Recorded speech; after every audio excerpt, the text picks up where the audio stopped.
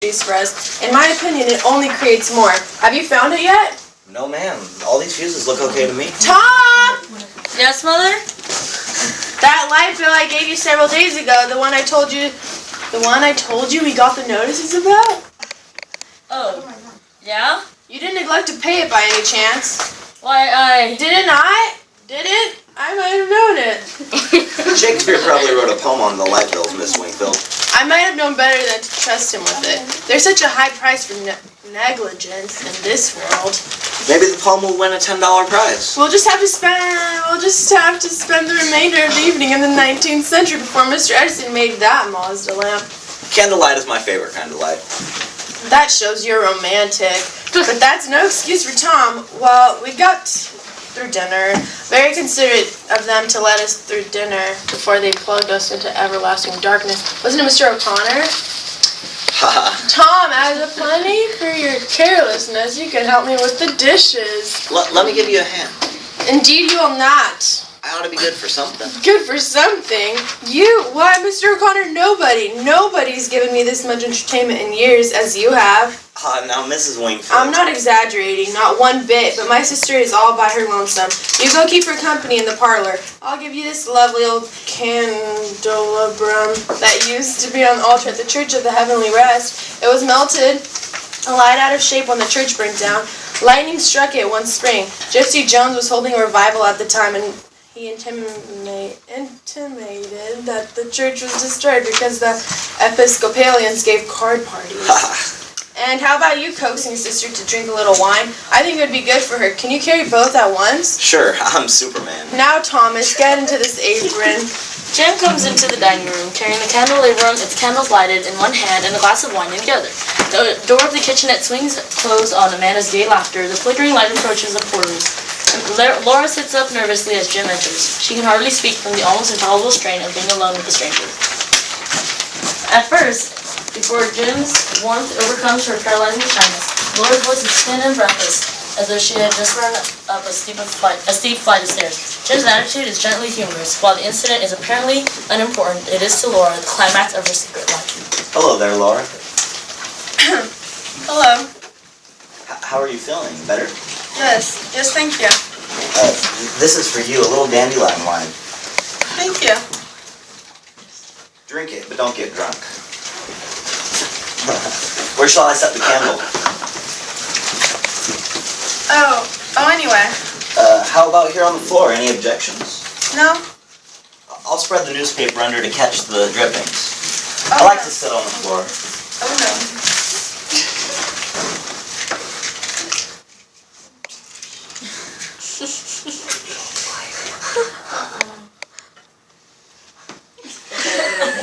Great. So I have to say the portable are like able to burn down easily. Sorry, Marina and Anastasia. Apparently they want you to die today. Give me that pillow. What? The pillow. Oh. How about you? Don't you like to sit on the floor? Oh, yes. Well, why don't you then? I will. You know what? You take the pillow.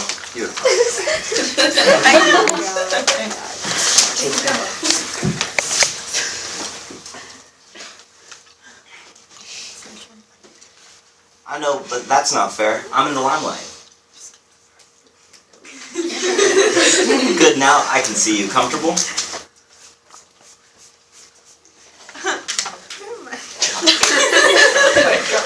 Yes. So am I. Comfortable as a cow. Will you have some gum? No, thank you. I think I will indulge with your permission. I think of the fortune the guy made by. Think of the fortune made by the guy that invented the first piece of chewing gum. Amazing, huh? The Wrigley Building is one of the sights of Chicago. I saw it when I went up to the Country of Progress. Did you take it in the Century of Progress? No, I didn't. Well, it was quite a wonderful exposition.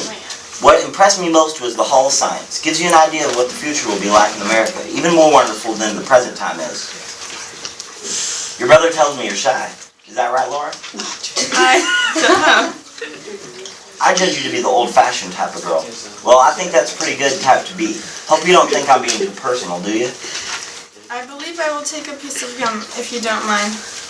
Mr. O'Connor, have you kept up with your singing? Singing? Me? Yes, I remember what a beautiful voice you have. When did you hear me sing?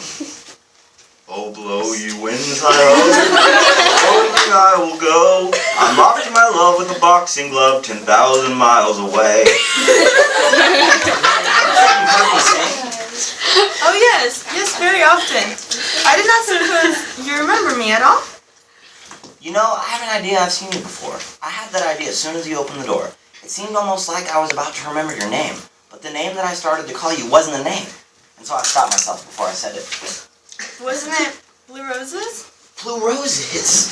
My gosh! Yes, Blue Roses! That's what I had on my tongue when I opened the door. Isn't it funny what tricks your memory plays?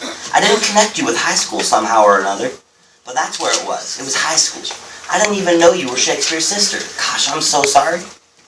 I didn't expect you to. You barely knew me. But we did have the speaking acquaintance, huh? Yes, we spoke to each other. When did you recognize me? Oh, right away. As soon as I came in the door. When I heard your name, I thought it was probably you. I knew that Tom used to know you a little in high school, so when you came in the door, well, then I was sure. Why didn't you say something then? I didn't know what to say. I was too surprised. For goodness sakes, you know, this sure is funny. Yes, isn't it, Bob? Didn't we have some class together? Yes, we did. What class was it? It was singing course. Ah, I sat across the aisle from you in the on. Mondays, Wednesdays, and Fridays. now I remember, you always came in late.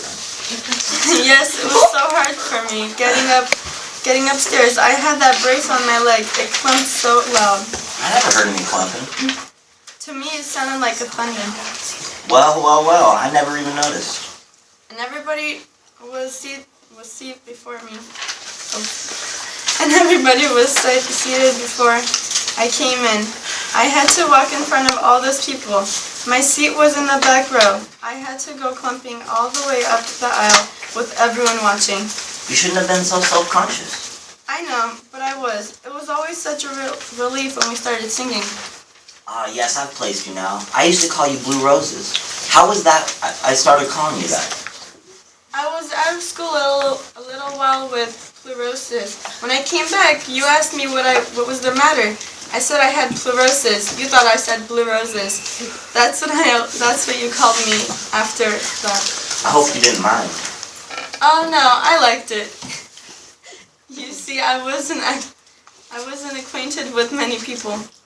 As I remember, you were sort of stuck by yourself. I never had so much luck making friends. I don't see why you wouldn't.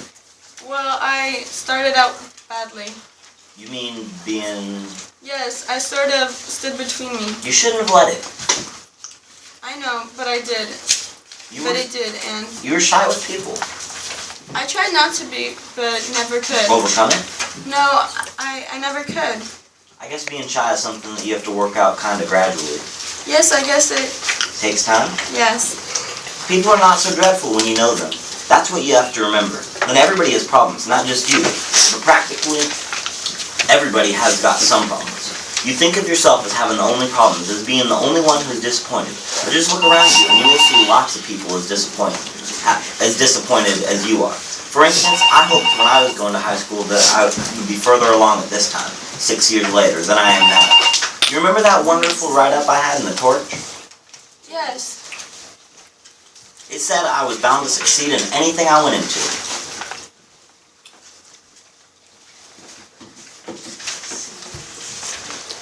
Holy jeez, the Torch! He accepts it wearily. They smile across the book with mutual wonder. Laura crouches beside him and they begin to turn the pages. Laura's shyness is dissolving in his mind.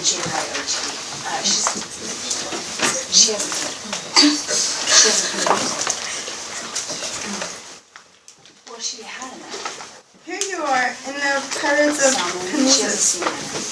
Oh, I sang the baritone lead in that operetta. So beautifully.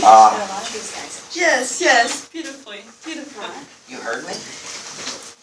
All 3 times. No. Yes. All 3 performances?